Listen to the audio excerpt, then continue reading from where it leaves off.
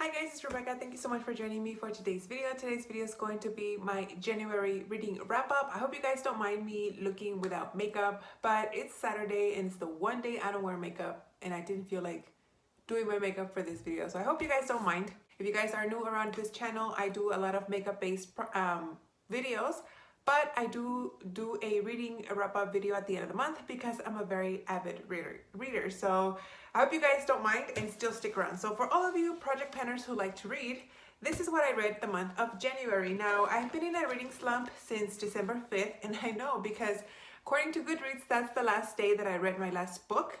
I didn't read anything the whole month of December, and I didn't start reading till like mid-January. So the first 2 weeks of the month, read nothing.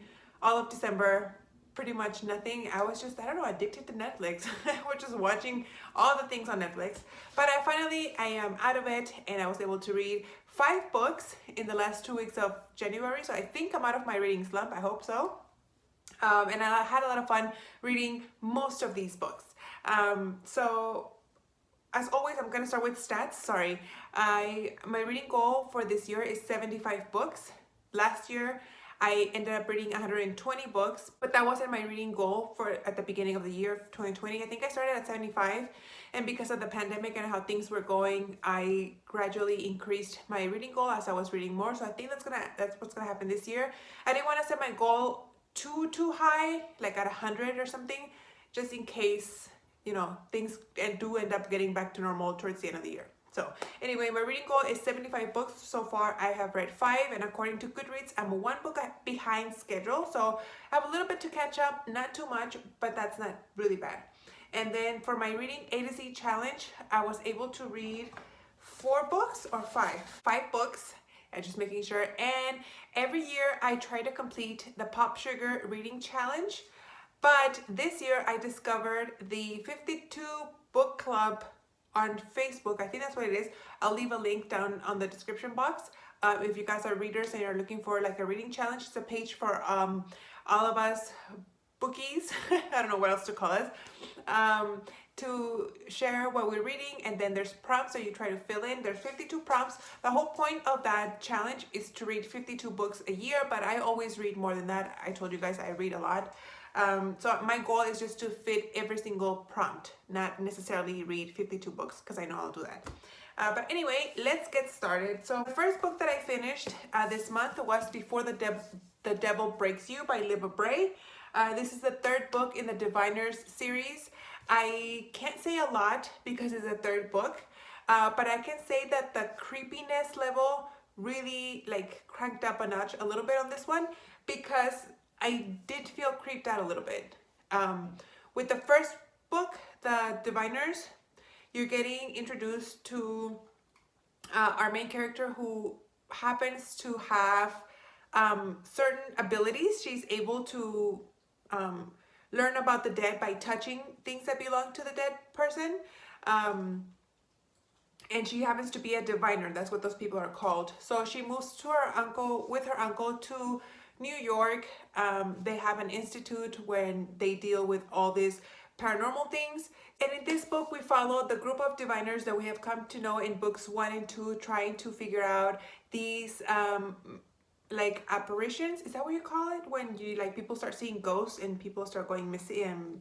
They start seeing ghosts, and then all these people start dying out of this kind of like, out of an asylum in New York City. So they're trying to investigate what is making those things happen. So very, very creepy. I think we're introduced to the main evil person who's going to appear in book 4. I don't know if book 4 is the last book. I haven't heard anything about a 5th book, but who knows, maybe she's working on it. But this one definitely gave me the creeps. Very, very just creepy. Not scary, but creepy. I really enjoyed it. I liked it better than book 2, I think. Yeah, book 2. Like it. Highly, highly recommend this series if you're into like the paranormal, like creepy type vibes. Oh, and of course, this was for the letter B. The next book that I read was Solutions and Other Problems by Ali Brosh. This is so funny.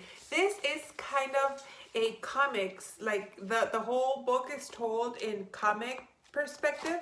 we just follow Allie telling stories of her childhood and of just her life in general. But the way that she tells them, they're very funny, and the cartoons, like the pictures, the graphics, the comics, they're look how that's Allie right there, like like they're just like funny looking, and they're funny stories, pretty like ordinary stories, but just the way that she tells them and the way she describes them, and I guess again the way that things are described here, like right here, like she's telling a story about a baby that she's babysitting, and she's scared of dandelions, and she loses her in a field of dandelions, and just like the faces, it's just really funny. This is super funny. I highly recommend. I read her first book called Hyperbole and a Half, and that one had me laughing so hard. She gives like stories in that one about her dogs. She tells a couple of dog stories here, not quite as funny as the ones from Hyperbole and a Half, but they're very, very funny. I highly recommend if you like nonfiction funny stuff. This is a good one. And of course, this one fit the letter S. And I think for I kind of cheated a little bit for my 52 book club prompts. I fit this for prompt number 36, a nameless character, because the whole story, the whole book here, she just refers to as I did this, I did that. I'm assuming it's Allie, but she never says like, hi, my name is Allie, blah. So maybe I'm cheating, but who cares? I'm counting it. The next two books I'm going to talk about are kind of like the same one because they're part of a series, but I read Red Rising and Golden Sun. I have the third book, Morning Star. I haven't started it yet. I will be shortly after I film this video, maybe tomorrow. But I was hoping that I could read the whole series today, but the third book is a little bit bigger than this one, so I wanted to read something shorter so I could have more books read in the month. So maybe I cheated a little bit, but yeah, I read the first two, Red Rising and Golden Sun. This is kind of like the Hunger Games meets Lord of the Flies with Harry Potter. This is a very, very violent book. Like, if you thought the Hunger Games was violent, this is a lot more violent, because here kids are like raping each other. Like, it's definitely not a YA. It's definitely an adult book because of some of the things that happen here. But basically, we're following our main character Daryl, who I guess the way that people are classified are in colors, and reds are like the lowest category that there are, the goldens being the most high like level. And Daryl does something to break the law, and then they kind of kill him, but in reality they give him something so that he survives the beating that they're gonna do to kill him. And then once he comes back from thinking that he died, he's told, you know, we did this for you, now we need you to infiltrate the goals, and so they can start a rebellion and beat the whole, you know, the system. So he turns into a gold. He has to go through this like heavy like plastic surgery. They make him taller, they change his eyes, they do all these things to change him, right? And then he ends up going into the academy, which things turn like Harry Potter-ish, because there's houses. Like, I think there's 12 houses, if I remember correctly, but in Harry Potter there's only 4. And then I can't say much because that's when things get really interesting. Book 2 left on a huge cliffhanger. This book 1 leaves on a cliffhanger, but this one I think was just an even bigger cliffhanger.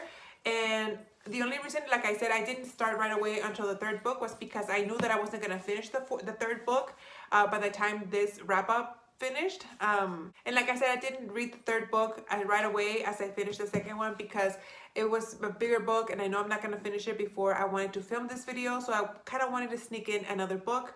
But definitely I will be reading that. That's going to be the first book that I read in February, and I'm super excited to see how this ends. Action-packed, twists and turns, and these books are fairly big. Like The first one is almost 400 pages. Golden Sun is over 400 pages, and I think Morning Star is 500 pages, but they read so fast, super, super fast. I hate doing this, but if you're a fan of the Hunger Games, I think you'll like these books if you haven't read them. Really, really good. Highly, highly enjoy them. Then, of course, for my reading A to Z challenge, this book went for letter R, and this book went for letter G. And for the 52 book prompts, I fit prompt number 10 with Red Rising, and that is related to the word fire, and fire is red, or is depicted as some of the colors in fire are red, so that's that one. And then the other prompt was prompt number 27. First chapter ends on an odd page number, and the first chapter of Golden Sun ends in chapter 7, so that's an odd number. And then last but not least, I read a book, or I listened to an audiobook that was The Duke and I from the Bridgerton series. I watched that show on Netflix, and I binged it, like the whole thing in almost, well, not a day, because the things are almost like an hour, maybe like 2 days. But I had such a fun time watching the show that when I found out it was a book, I was like, oh, let me see if it's available anywhere. And it wasn't available on my library. So I hit that little recommend button, and then a few days later, maybe like about a week, or no, maybe like 2 weeks later, it said that the library had purchased the audiobook. If I wanted to borrow it, I guess since I'm the one who recommended it, I got dibs first, I don't know. So of course I did, and it was only, I want to say it was only like 7 hours long, maybe about 8 hours long, but I listened to it at twice the speed. So I listened to it in about 5 hours, 4.5, 5 hours. So it was a really, really easy, fast read, and I enjoyed it. I kept playing the show in the back of my mind as I was listening to the story, and there's a lot of things that are different in the book than in the story. Some characters in the show are not part of the story, and oh, I think I fit another prompt for the 52 book challenge. Hold on. I fit the prompt for a cover with a woman facing away, because you see like the back of Daphne, I guess, who is in the cover. And also book prompt number 20, book made into a TV series. So I ended up completing 2 more prompts, so I'm very, very excited about that. So there you go. I'm losing light, the sun's going down. But that's all I have for you guys for my reading wrap up for January. I hope that my reading is better, or picks up at its normal pace in February, because that's a shorter month. So we'll see how that goes. Anyway, thank you guys so much for watching, and I'll see you on the next one. Bye.